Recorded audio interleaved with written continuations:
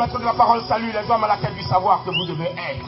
L'humilité est la vertu de celui qui réussit, mais qui sait en même temps qu'aucune réussite sur cette terre ne saurait être un aboutissement total, mais un pas vers la prochaine étape, un pas vers la prochaine marche. Lente est la marche de l'escargot, monsieur Girassi.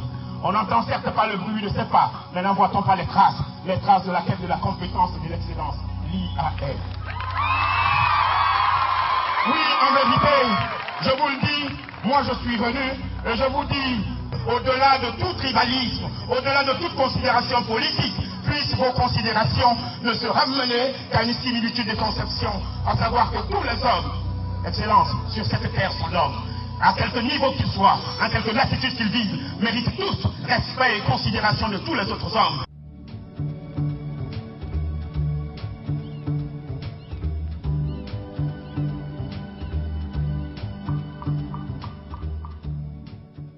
Au nom du chef de l'État du Sénégal, au nom de l'ensemble du gouvernement, le ministère de l'Éducation vous rend solennellement hommage pour la qualité de l'enseignement dispensé au niveau de l'IAL. Nous avons dans vos établissements publics et privés, mais surtout privés de qualité, au moins 15 000 étudiants de près de 40 nationalités. Et l'IAL fait partie du trio de tête.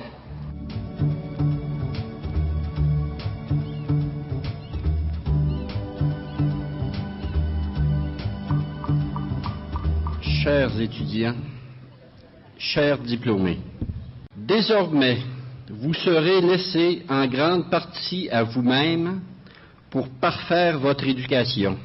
Rappelez-vous du privilège, car oui, c'est un grand privilège que celui dont vous avez bénéficié, celui d'avoir eu accès à une formation universitaire de qualité. Vous avez marqué un jalon important qui vous propulsera dans la vie avec la meilleure préparation que l'on puisse imaginer.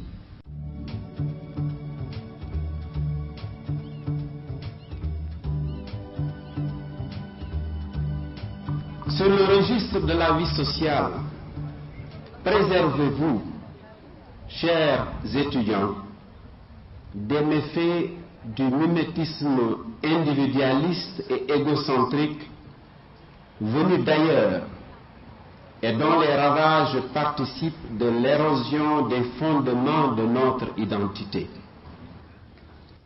Le monde professionnel des affaires qui vous attend coexiste avec le monde politique.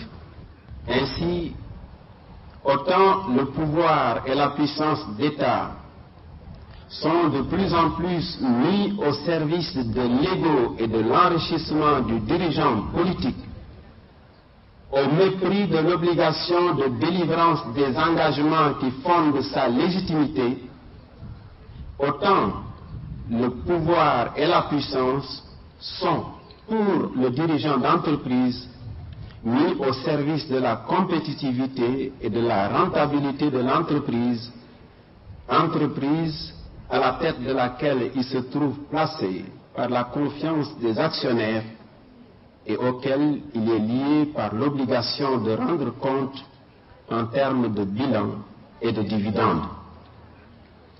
C'est bien pourquoi, ici, le principe de réalisme qui consiste pour le dirigeant d'entreprise à accepter la situation politique telle qu'elle est, ou à tout le moins à s'en accommoder pour ne pas mettre en péril le sort de l'entreprise, ce principe de réalisme doit aller de pair avec le principe de précaution qui sauvegarde l'autonomie de l'entreprise et permet de préserver les intérêts de celle-ci en cas de bouleversement politique.